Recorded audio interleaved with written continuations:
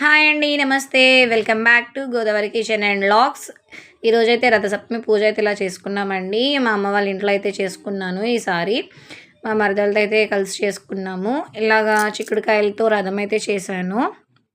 చూసారు కదా! ఇక్కడైతే పొయ్యి అయితే తీసుకున్నానండి. ఇది నైట్ అప్పుడప్పుడే తీసుకున్నాము. ఎవ్రీ ఇయర్ అయితే పాలు స్టవ్ మీదే పొంగిచ్చేవాళ్ళం. ఈసారి మాత్రం పొయ్యి కొందాం, కొత్తగా చేసుకుందాం అని చెప్పి ఇలాగ పొయ్యి మీద పాలు పొంగిందామని ప్లాన్ చేసాము. ఫస్ట్ అయితే ఇంట్లో దేవుడి మందిరం దగ్గర దీపం పెట్టేసుకోండి. నెక్స్ట్ అయితే ఇంక ఇలా తులసి మొక్క దగ్గర మేము ఇలాగా సన్ రైజ్ పడుతుందని సూర్యభగవానుడిది ఇలా పీఠం అయితే పెట్టుకున్నామండి. పీఠం వేసుకొని వినాయకుడిని అవి చేసుకుని తాంబూలం అవి సమర్పించుకొని ఇలా పూజ అయితే చేసుకున్నాము. ఇక్కడైతే పోయి ఫస్ట్ శుభ్రంగా తుడుచుకొని పసుపు, కుంకుమ, గంధం బొట్లు అవి పెట్టుకొని పువ్వులతో అలంకరించుకోండి. మనం పాలు పొంగిస్తున్నాం కదండి సూర్యభగవానుడి కోసం, దానివల్ల మనం పొయ్యికి కూడా పూజ చేసుకోవాలి ఫస్ట్ అయితే.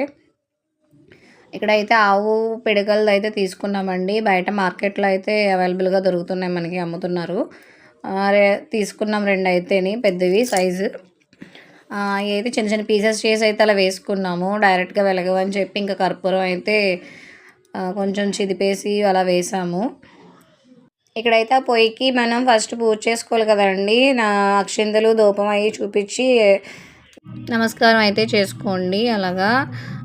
ఇక్కడ నెక్స్ట్ అయితే ఫస్ట్ మాకు పొయ్యి వెలిగించడమే కష్టం అనిపించింది, చాలాసేపు పట్టింది. పిడకలు కూడా సరిగా వెలగలేదు. నెక్స్ట్ దీంట్లో అయితే కొబ్బరి పీచు అవి వేసామండి, బొగ్గులు కూడా వేసాము. దాన్ని అలా కాలుస్తూ ఉంటే కాస్త హీట్ ఎక్కిందండి.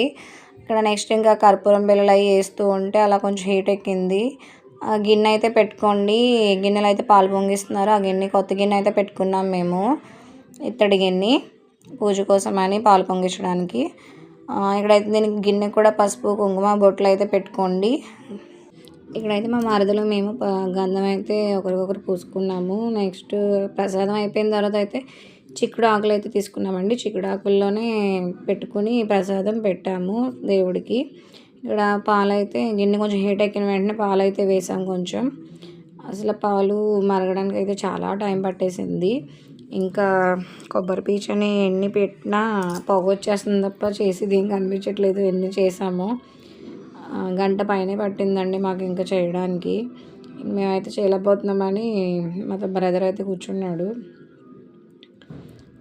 కర్పూరం బిళ్ళలు అవి వేస్తూ మెల్లమెల్లగా కొంచెం అలా పొంగినాయి. ఇంకా ఆ పొంగిన దిగిపోకుండా మళ్ళీ ఇంకా వెంటనే ఎలా వేస్తూ ఉంటే ఫైనల్గా అయితే పాలు అయితే పొంగినాయండి.